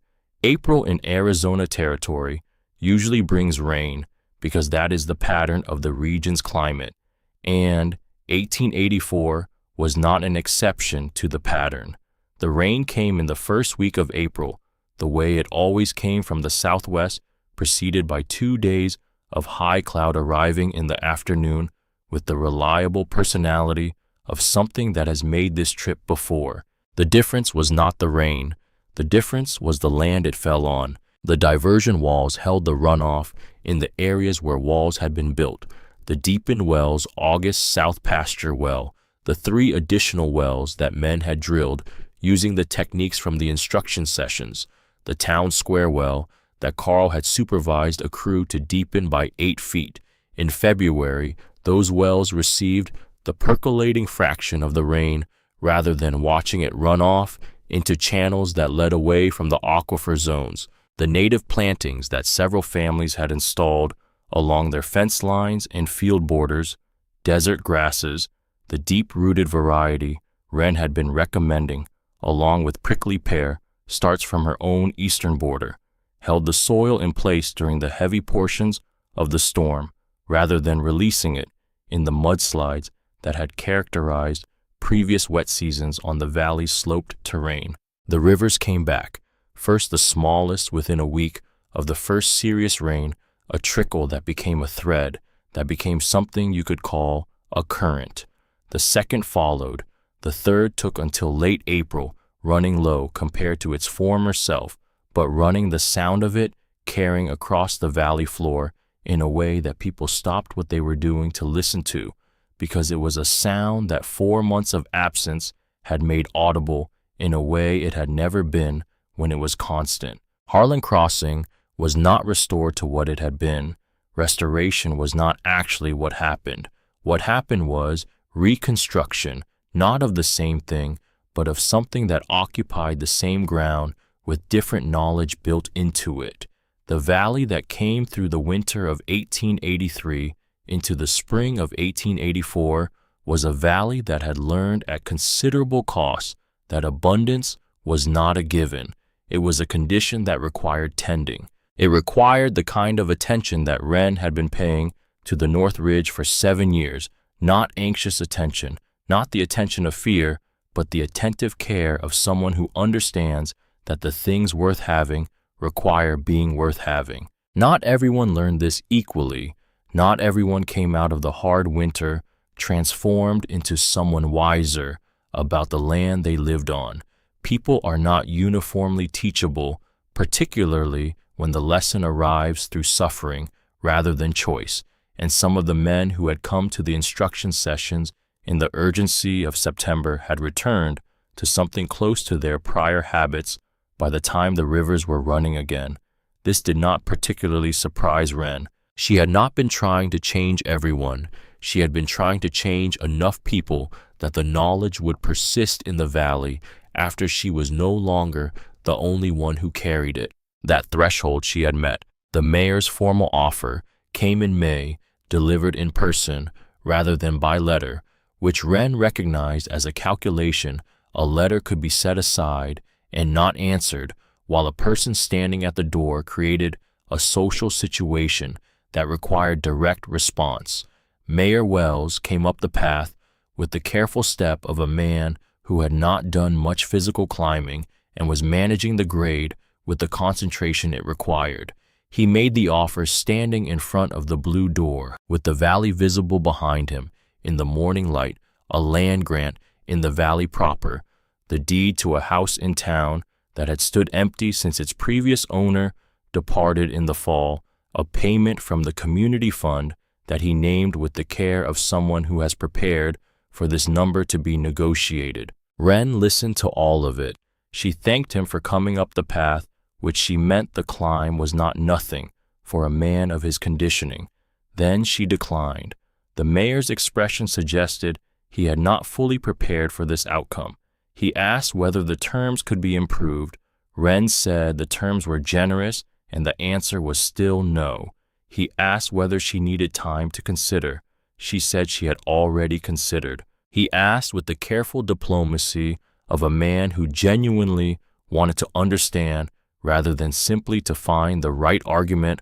Why? Ren looked out at the ridge at the terraces in their morning state, the goats moving across the upper slope, the diversion channels she could trace from here by the slightly darker line of moisture they retained in the soil around them. Because I didn't find this place, she said. I made it, every foot of it, every wall, every terrace, every inch of that well shaft. I built those things from nothing at the cost of things I cared about. Over 7 years, when everyone, including your predecessor, in that office would have told me it couldn't be done. She looked at him. When you offer me something in exchange for leaving, you're offering me the product of other people's work in exchange for the product of my own. That's not a trade. That's a different kind of displacement. A pause not for drama, but for accuracy. I'll stay where I can see what I built. The mayor accepted this. He was a decent enough man to accept it without arguing against it, which said something about him. He went back down the path. Ren went back to the morning's work. In the late fall of 1884, when the construction season was finishing and the first hints of winter were reorganizing the air, at altitude Ren found the stone she had been looking for since the 5th year. She had not been actively looking. She had stopped looking in any purposeful sense. Sometime in the 6th year, when it became clear that the well was going to provide what she needed, and the search for the specific stone she had imagined could be set aside indefinitely, but she had a clear picture in her mind of what she wanted, something from below the caliche shelf, from the zone where the water was. Smooth in the way of things that have been in the presence of moving water for a very long time, dark in color, flat enough to sit level on the ground. She found it while cleaning the well in November, a descending operation she performed twice a year to clear the accumulated sediment from the shaft bottom, performed by herself, with a rope and a bucket, and the deep familiarity of someone who has been going down into this particular shaft for 9 years. The stone was at the base of the wet zone, half buried in the aquifer sediment, not remarkable in any way that would have made it recognizable as what she wanted until she had it in her hands in the pale winter light at the surface and looked at it. Flat, dark, smooth in the specific way she had pictured, roughly the size of a breadboard. She carried it to the doorway, the door still blue, the paint worn in the places hands had touched it most, which were visible as slightly lighter patches in the finish, and set it in the ground in front of the threshold level with the surrounding stone so that it would be the surface a person stood on when they came to knock. She worked the inscription with a cut nail and a stone hammer, the way any plain lettering gets done when there is no professional implement available and no need for one. She worked slowly because the point was the words, not the speed. 4 words, the ones Seth had said on the evening beside the dry creek when she had asked him why it mattered to know where water went. The answer that had lived in her ever since, in that interior location where the body keeps the things it knows it will need. The letters were not elegant. They were legible, which was sufficient. The land always waits. She stood back and looked at the stone in the entrance for a moment with the particular quality of attention she brought to things she had completed. Not admiration, not satisfaction in any simple form, but the clear-eyed recognition of something finished that had taken as long as it had taken, because it required that long, and not because she had been slow. Then she went inside and made supper. There is a version of Wren Calloway's story that centers on what was done to her. That version is accurate.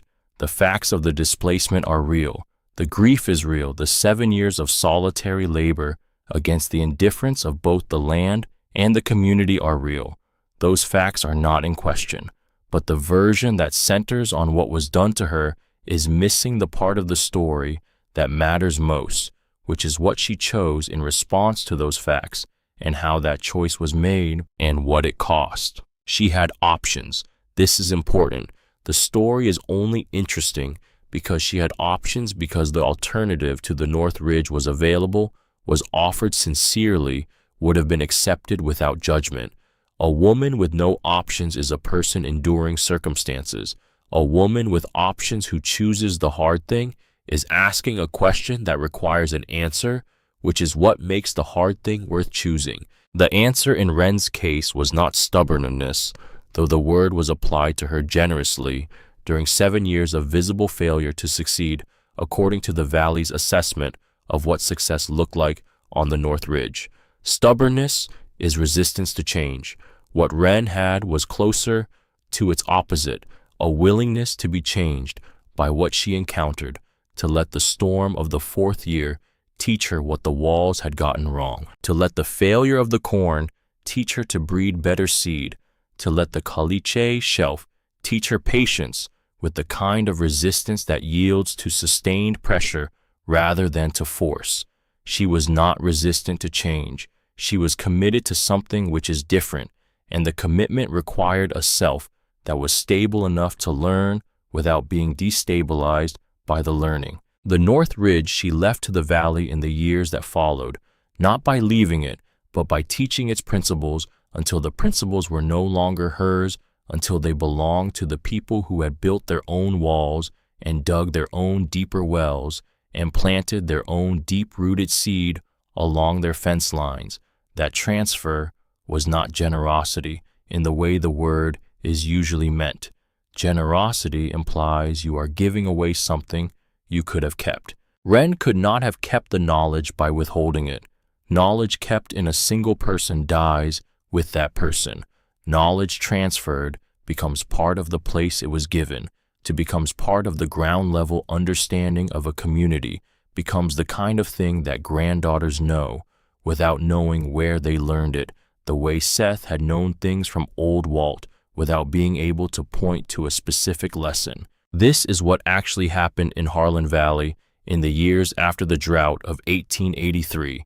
Not a miracle, not a single heroic act, a gradual, non-dramatic, thoroughly unglamorous transfer of knowledge from one person who had paid for it at considerable cost to a community that had initially refused to learn it the easy way and had been forced to learn it the hard way, and had, in learning it, become something different than it had been before. Different is not always better. Sometimes it is simply changed, but the valley that came out of the winter of 1883 into the spring of 1884 was a valley that knew something it had not known before, knew it in the muscles and the calluses and the deepened well shafts and the wider base terrace walls of people who had built those things under instruction, and then in March, before anyone told them, to had gone out to the dry riverbed and built more without being asked. The land always waits.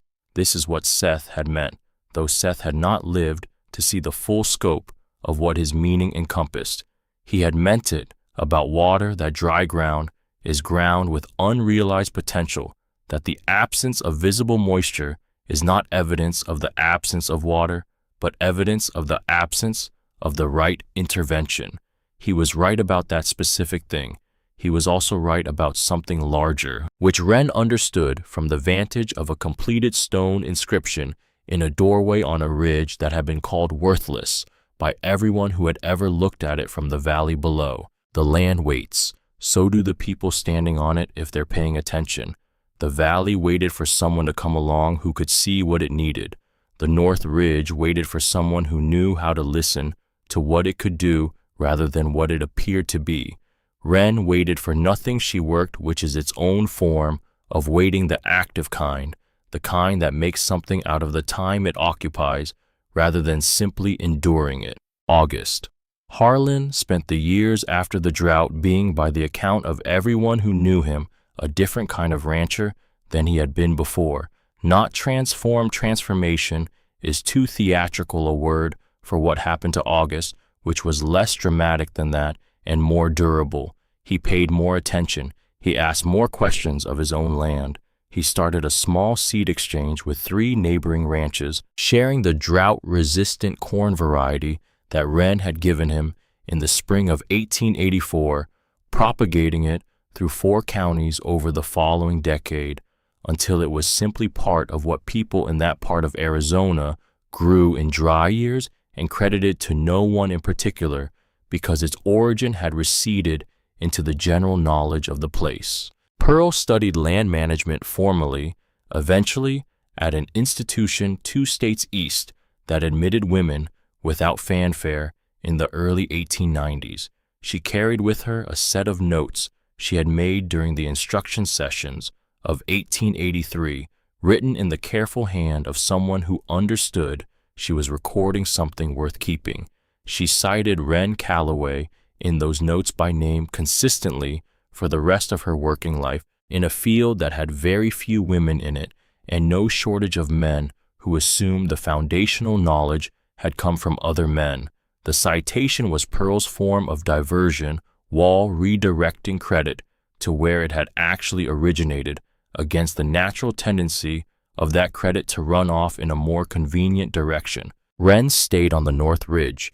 She expanded the terraces twice more in the years that followed, eventually reaching 31, which was the number the slope's water-holding capacity could support in a dry year without drawing the well below its sustainable yield. She maintained the goat herd at around 40, the number she could manage without hired help, and the number the range above her parcel could support without overgrazing. She continued the herb trade, continued the seed selection work, continued receiving children from the valley with water from the well and whatever was in season from the terraces. She wrote in the notebook until the cardboard cover fell off. She found a new notebook, transferred what needed transferring, started the new one with a note in the front. Year 8. The land is answering. The stone at the door wore smooth at the edges from the feet that crossed it. In the winters that were hard, people came up the path and stood on the stone and knocked and were given what could be given. In the years that were good, they sometimes still came not from need, but from the habit of connection that the bad years had created, the knowledge that the ridge was a place where something real had been made from nothing, which made it for some people a place they wanted to be near. Wren did not find this remarkable. She found it ordinary, in the best sense, the ordinary way that things tend toward each other when the conditions are right. Water flows where the ground allows it. People return to places where something true happened. This is not sentiment. It is just how things move when they are not being forced in a direction they wouldn't otherwise go. The land always waits. She had been right to believe that on an evening in the first summer when she was drawing water routes. by moonlight in a notebook on a ridge that had nothing to offer except its own unrealized capacity. She had been right in the way that people are right when they see something accurately rather than conveniently, not lucky, not gifted with special knowledge, but paying the kind of attention that most people pay to things they have been told are worth paying attention to extended, instead to something they had been assured was not. The stone stayed at the door stayed blue, the ridge stayed green,